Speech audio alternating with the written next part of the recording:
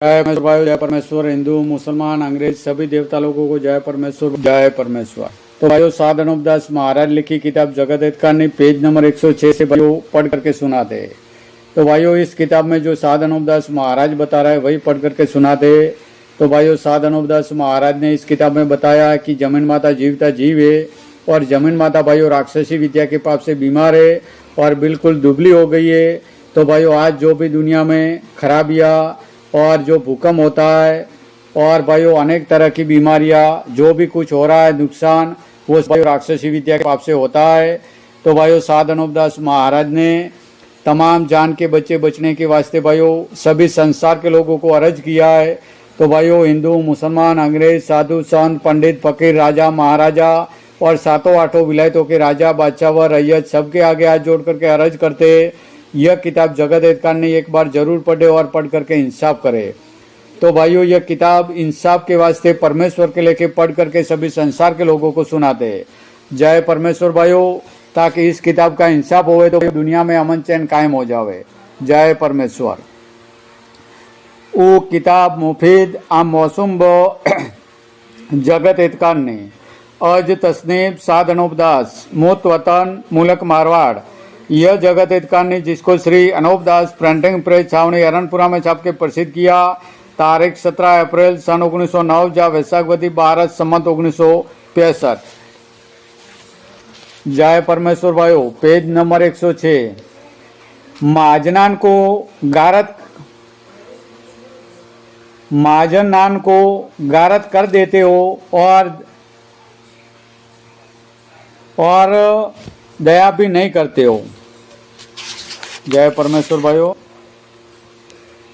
तमाम जहान को गारत कर देते हो और दया भी नहीं करते हो, बल्कि तुमने अपने राक्षसी पाप से सबकी बुद्धि भ्रष्ट कर दी है कि जो मैं राजा बादशाहों के पास मिलने को जाता हूँ और पाप से वाकिफ करता हूँ, तो तुम सौदागर लोग अपने राक्षसी पाप से राजा बादशाहों के दिल में मुझ गरीब को अहमक सुझाते हो और राजा बादशाहों को समझने नहीं देते हो, बल्कि तमाम जान के लोगों से मुझको गालियां दिलाते हो और रात दिन पाप कराते रहते हो और छोड़ना नहीं चाहते हो।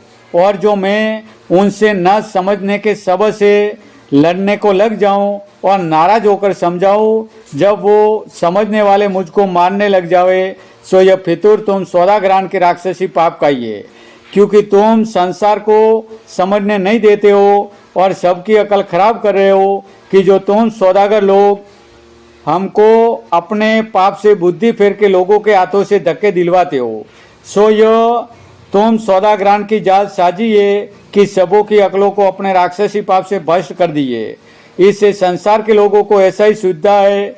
सो इस संसार के लोगों, तुम अपने दिल में इनके राक्षसी पाप को समझो कि किस कदर जाल इन बनियों का चल रहा है, कि जिस जाल से तुमको अच्छे बुरे हाल की खबर नहीं पड़ती है, कि जो बुरा काम करते हो उसको ही अच्छा समझते हो और अच्छे काम को बुरा समझते हो।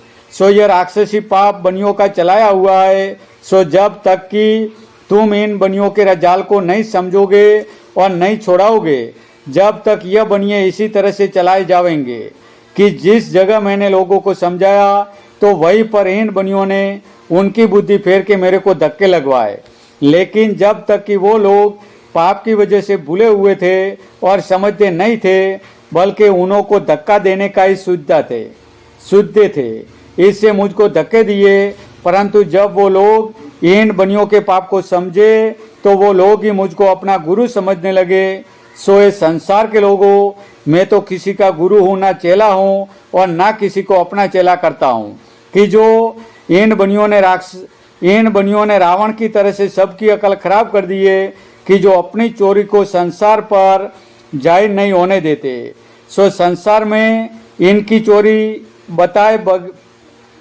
चोरी बगैर बताए कि किस तरह से मालूम हो सकती है, क्योंकि यह बनिए गुप्ती पाप करा रहे, कुछ जाहिर थोड़ा ही कराते हैं कि जो दुनिया को मालूम हो जाएगा।